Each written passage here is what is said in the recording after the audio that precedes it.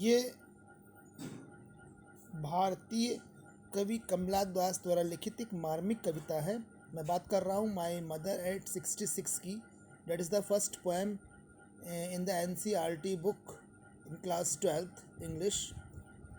तो इस पोएम में जो है वो जो पोएटेस है कमला दास, वो अपनी माँ से मिलने गई।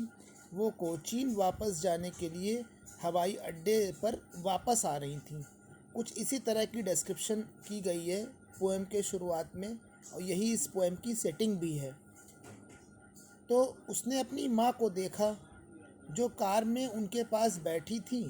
उनकी माँ सोने के लिए उतावली थी। अब ये कह लो कि सोने के लिए उतावली थी या शारीरिक कमज़ोरी के कारण उनको नींद सी आ रही थी, या उनकी आंखें बार बार बंद हो रही थी, वो बेचैनी महसूस कर रही थी। तो उनका चेहरा काफ़ी बूढ़ा दिखाई पड़ रहा था, जैसे किसी डेड बॉडी का चेहरा होता है, ऐसी इस तरह की मुर्दई उनके चेहरे पर दिखाई पड़ रही थी। और जैसे कि राख की तरह रंग का धुआं होता है, ऐसा उनका मुरझाया हुआ चेहरा दिखाई पड़ रहा था। जैसे किसी डेड बॉडी का चेहरा होता है तो उस पर कोई तेज नहीं होता है, एकदम डेड वो दिखाई पड़ता है, वैसा ही जीवित रहने के बावजूद उनका चेहरा वैसा ही एकदम डेड दिखाई दे रहा था। तो उनका मुंह खुला हुआ था और ज़िंदा होने के बावजूद वो बिल्कुल ऐसा लग रहा था जैसे कोई डेड बॉडी रखी हुई है। पोएम में कॉर्प्स वर्ड का प्रयोग किया गया है। कॉर्प्स का मतलब ही होता है डेड बॉडी। तो उसकी माँ काफ़ी बूढ़ी थी, बिल्कुल बुज़ुर्ग थी, डेथ के काफ़ी करीब थी। ज़िंदा रहने के होने के बावजूद वो बिल्कुल मृत कंडीशन में दिखाई दे रही थी।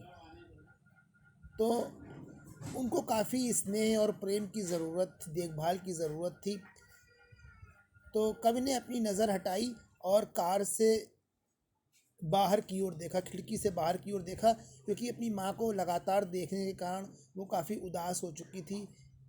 उसने जो उम्मीद थी लगभग छोड़ सी दी थी, फिर भी वो अपनी माँ से लास्ट में कहती है I will seen sue you amma, सिर्फ उनको एक तरीके से सांत्वना देने के लिए, समझाने के लिए कि वो ठीक हो जाएंगी। लेकिन ये पोएट को पता है कि शी विल नॉट लिव मोर। तो उसने जब बाहर की ओर देखा तो उसने बाहर सामने से आते हुए ट्रीज़ की तरफ देखा, जिनको कि स्प्रिंटिंग ट्रीज़ कहा गया है, जो कि युवा पेड़ दिखाई पड़ रहे हैं, यंग पेड़ दिखाई पड़ रहे हैं, छोटे छोटे बच्चे अपने घरों से बाहर निकलकर खेल रहे हैं। तो ये चीज़ें पोएट के माइंड को थोड़ा सा डिस्ट्रैक्ट करती हैं और उसको थोड़ा सा उसके मूड को चेंज भी करती हैं। तो वो अपनी ये सारी चीज़ें उसकी माँ के बुढ़ापे के विपरीत थी। माँ के बुढ़ापे को देखकर वो परेशान हो रही थी, इसलिए बाहर की ओर उसने देखा तो उसको ऐसा लगता है कि जैसे वो अपनी माँ से काफ़ी दूर होने वाली है। शायद वो आगे आने वाले समय में, भविष्य में वो अपनी माँ को नहीं देख पाएगी। तो लेकिन फिर भी वो खिड़की से बाहर देखती है और अपने आप को ऊर्जावान महसूस करती है, थोड़ा सा महसूस करती है उसकी लाइफ में खुशियाँ शायद वापस आ सकती हैं।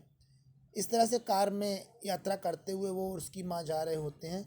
जब वे दोनों हवाई अड्डे पर पहुँचे तो हवाई अड्डे से जब उनको हवाई जहाज़ से रवाना होना था पोएटिस को, तो उसने एक बार अपनी माँ की ओर देखा। उसकी माँ सर्दियों के मौसम में चांद की तरह कमज़ोर और पीली दिखाई दे रही हैं। पोएम में लाइन आई है लेट विंटर्स मून। तो लेट विंटर्स मून में जो है वो चांद पीला दिखाई पड़ता है और काफ़ी मुरझाया हुआ सा दिखाई पड़ता है। जैसा लगता है जैसे उसकी सारी ताकत खो चुकी है, और कुछ ऐसी ही स्थिति उसकी माँ की भी थी। कवि ने अपनी माँ को खोने का दर्द और डर को महसूस किया था। उसे अपने बचपन की याद दिलाई, जब वो अपनी माँ को खोने का डर लगाती थी। बचपन में उसे ऐसा डर लगता था, लेकिन आज जो उसको डर लग रहा है वो बचपन के डर से काफ़ी डिफरेंट है।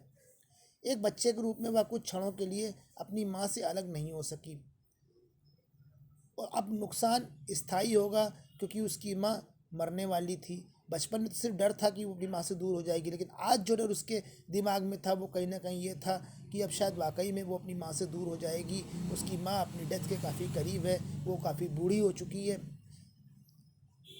कभी अपनी कवि ने अपनी भावनाओं को इसमें व्यक्त नहीं किया है सीधे तौर पर माँ के आगे, लेकिन इनडायरेक्टली उसने पोएम्स में ऐसे सेंटेंसेस, ऐसी लाइंस का यूज़ किया जो बताती हैं कि वो अंदर से कितनी कमज़ोर थी, कितनी परेशान थी।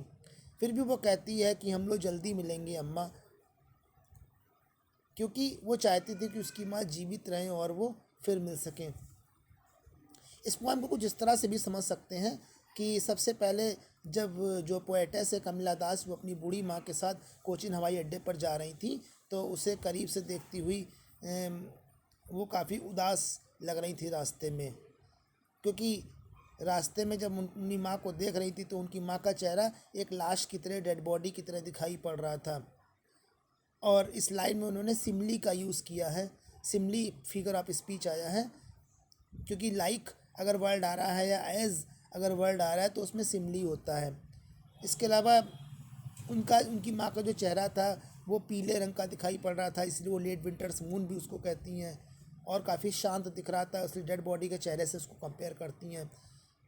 उनके अंदर अपनी माँ को खोने का डर बहुत ज़्यादा बढ़ चुका था। वो तमाम तरीके की नकारात्मक भावनाओं से भर जाती हैं। उनके अंदर ये भाव बार बार आता है कि पता नहीं वो अपनी माँ को दोबारा ज़िंदा देख भी पाएंगी या नहीं। तेज़ी से जो पेड़ सामने की ओर से चलते चले आ रहे हैं वो जीवंतता का प्रतीक है, तेज़ी से बीतते हुए समय का प्रतीक है, खेलते हुए बच्चे यौवन का प्रतीक हैं, यंग एज का प्रतीक है। इसके अपोजिट उसकी माँ ओल्ड एज को रिप्रेजेंट कर रही हैं। तो कहीं ना कहीं पोएट ने यंग और ओल्ड दो तरीके की कंडीशन को सेम टाइम में एक कंट्रास्ट तरीके से रिप्रेजेंट किया है इस पोएम में। जब वो ओल्ड एज को देखती तो उदास होती है, और जब यंग एज में बाहर खेलते हुए बच्चों और तेज़ी से निकलते हुए पेड़ों को देखती है तो फिर से थोड़ा सा चंचल हो जाती है और उसका मन जो है फिर से शांत हो जाता है। अब वो जो है जब एयरपोर्ट पहुंचती है तो अब उसको आगे फ़्लाइट से जाना है, लेकिन वो अपनी माँ को वापस आने पर देख पाएगी नहीं, इस बात को लेकर कंफर्म नहीं है। तो वो अपने पुराने दिनों की याद को याद करती है। वो अपनी माँ को हमेशा के लिए खोना नहीं चाहती, फिर भी उसे ऐसा लगता है कि वो शायद अपनी माँ को खो देगी। वो अपनी माँ से विदा लेती है और फिर भी कहती, उसके बावजूद वो उनको एक झूठा ढाढ़स ही सही एक उम्मीद बंधाती है कि हम लोग फिर मिलेंगे। बस overall this is the end of the poem. इसमें ज़्यादा इससे कुछ नहीं है। So I hope you have understood the poem. When you read the poem silently you will get the point, you can understand what I have told you. Read the poem and think what I have told you about the poem. You can easily understand the poem. Your class, this poem is over. Thank you.